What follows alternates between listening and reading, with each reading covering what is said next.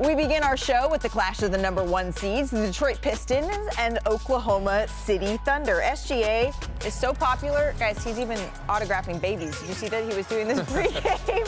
Early in the second quarter is where we pick this one up. SGA goes coast to coast, makes the layup, plus the foul.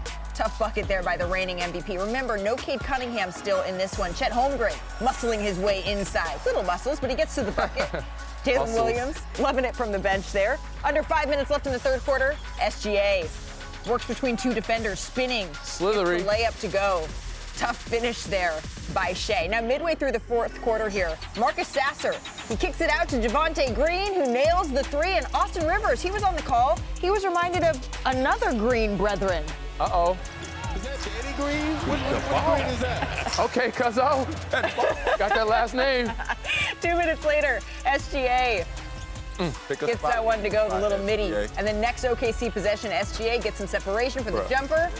It's taken over in clutch time. This is what he does. Under 2 minutes left. SGA kicks it to the other Jalen Williams, knocks down the corner three. Huge shot there by J. Will. But this is where things get interesting. Final seconds of the fourth. SGA gets some separation from Green, nails the three. OKC crowd goes crazy, but wait.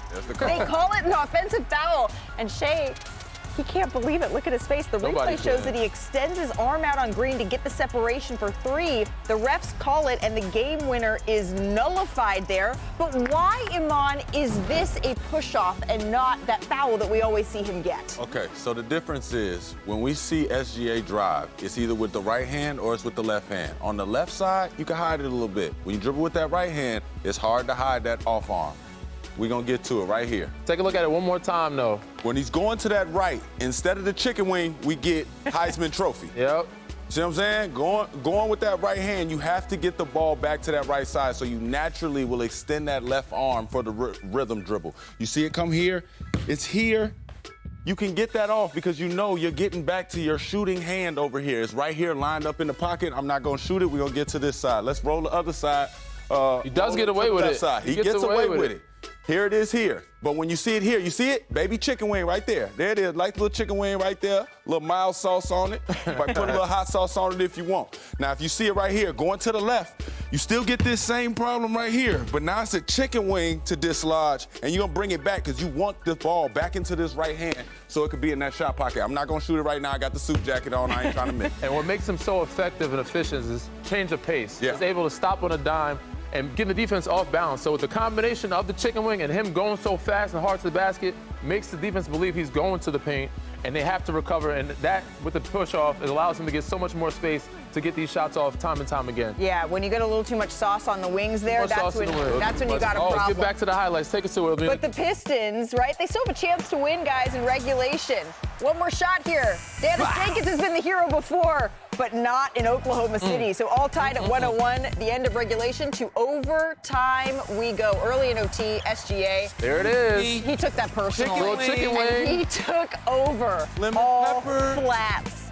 SGA kicks it out to Alex Caruso, and right here, this was the dagger. Okay, AC. Hits the corner three. The Thunder go on to win 114-110. Here's SGA on that MVP award. I think it's good for the league. I think it's good chatter. It gives people something to talk about. There's a lot of good players in this league, and a lot of guys in the conversation because of that. There's been chattering on behalf of other players. Would you like to chatter on behalf of yourself? Nah, I'm good. Thanks for asking, though. But yeah, I'm good. I let my game do the talking. That boy just too smooth. He said, I let my game do the talking. Shades Listen, inside the building. I'll let you guys talk about that stuff. I'll let my game do the talking. Well, he lets his game do the talking. Maybe that was a message to somebody else. I don't know, because the race for the 1 seed in the Western Conference, it's close. getting pretty tight here, gentlemen. The Spurs and the Bulls, they were in action last night. And by the way, look at the separation there. Barely any in the standings. It was a block party for Victor Wembanyama in this one. Look where he came from. Making his case for Defensive Player of the Year. Out of nowhere with the left. And then later in the half, Wemby gets it. Shot fake, step back. I need room. I don't know why they jump at. Like, why do you're not going to block it? Dominant first half for Wemby as he continues to dominate too in the second half. And guys, the Wemby-Castle connection, they've been in sync all year. Here's what Wemby had to say about Area 51. We've had the chance to spend lots of minutes on the court together, and he understands me very well. And me as the roller, I'm trying to make sure every time he throws it up high enough, because still sometimes he doesn't throw it high enough. Well, jumping ahead to the fourth quarter here, Wemby, he says, I'm going to get high. Sizing up his defender here. Hey! Oh. One-handed slam. He finished with 41 points, 16 rebounds, and the Spurs take this one. This is just ridiculous, and he makes it look ordinary, right? Because besides scoring 26 of his 41 points in the paint, Monday was also his 8th career game with at least 3 threes, 3 blocks, and 15 rebounds. That's already the most by any player since blocks were officially tracked by the NBA. All right, so the MVP race has never been tighter. Has anything changed here for you, Iman? All right, I'll say this. SGA is doing everything that he's supposed to be doing to make his case. That's right. And I think that with last year's history and with him already having the 4 trophies, I got him ahead as far as before I went to sleep last night. But everything that I'm seeing Wembanyama do is like, first of all, it's must-see TV. Mm-hmm. Second off, I can't determine who means more to their ball club right now. And the only way I think I can give it to Wemby now is you have to be more of a winner. So you gotta kind of beat their record. Is that your definition when you're putting out your criteria for MVP? It is the most important player to their team?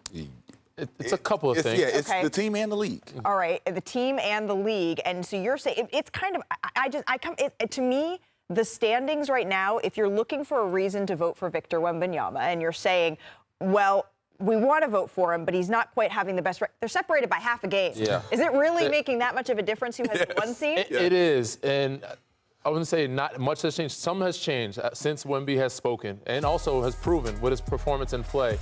But the difference for me is it hasn't changed because OKC is still the overall #1 seed. And until that changes, that's when Wemby can ultimately overall get my vote, even though I don't have one. But SGA has done it and done it time again without his second best player for most of the year. His Scottie Pippen has been gone a lot of the year. Chet has been in and out. Alex Caruso has been in and out. Hartenstein's been in and out.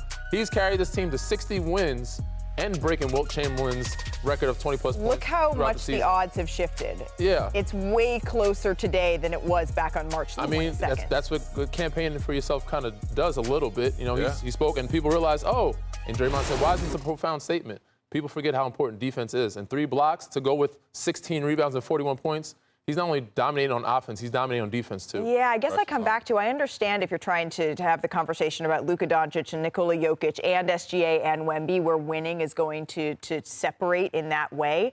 But again, it's half a game. And so are we really saying that the Victor Wembanyama, I am a tremendous fan of. Yeah. I love watching him play. This race was blown wide open when SGA missed that time with injury. Mm-hmm. He's come back, and he really hasn't missed a step. Not at all, and that's why I'm saying we can't get bored with the success that he's had. Yeah. We can't get bored. Just because he continues to do it and we've seen it over and over, that don't mean it ain't happening. It's happening. And the clutch gene that he has, I haven't seen in a long time. It reminds me very much of Kobe Bryant, Michael Jeffrey Jordan, 15 straight points in fourth quarter overtime. Like, he's not only done it against the Detroit Pistons, he's done it against the Boston Celtics, he's done it against Golden State, he's done it against Indiana Pacers. Whoever you put in front of him in the fourth quarter, whoever's on the floor, you know he's going to take over and get to his spots and make those shots time and time again. Yeah. We haven't seen a clutch player like that in a while. Here's what I'm hoping. I am hoping that at 1 and 2 seed, we are going to get these two on a collision course in the Western Conference Finals. Yes. That is what basketball needs. That's what we deserve. That is what I think that we deserve. We're hoping to see. To the voters, I wish you the best of luck. Good luck.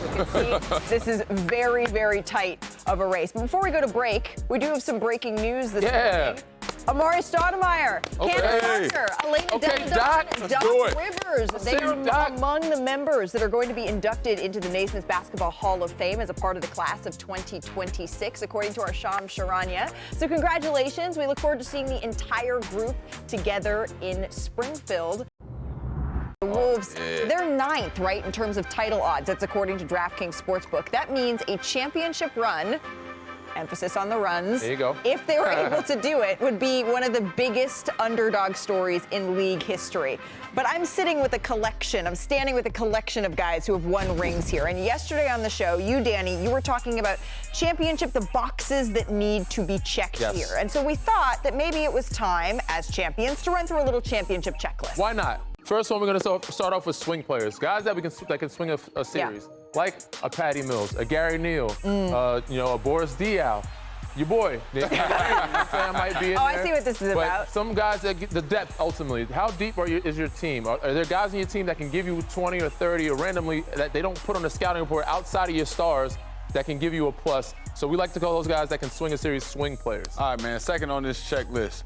Victor talked about it a little bit, but we cannot play this game without playing both sides of the floor. There you go. For 48 minutes. What we saw was a championship DNA start brewing over there in Boston, and then we saw, as we see the highlights from my boys out there, you have to play both sides of the ball. I think OKC has made sure to make it to where you have to have depth, you have to play both sides, and now it is the DNA to win a championship. Mentally locked in for 48. For the third one, it's DNA. And it doesn't necessarily mean champion. Like, you don't have to have won, but you have to have some experience. That's playoff experience, taking playoff lumps.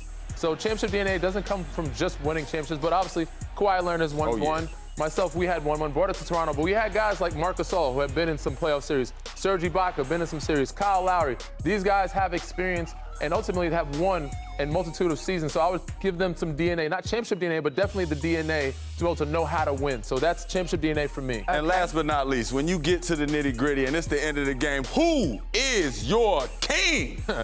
You have to show me who is your best player, who is your star, who is the guy that everybody knows is getting the ball and there's nothing that we can do about it. Who is going to put people in the seats? Who is going to make everybody lift their hands up and it's going to go well? Do you have a closer? Do you have a Showtime guy? Show him to me right now. When I'm looking at this, Oklahoma City absolutely has all of these factors. The San Antonio Spurs, they have most of these factors. The Boston Celtics, they have all of these factors. So it's going to be interesting to see who can check every box on the list.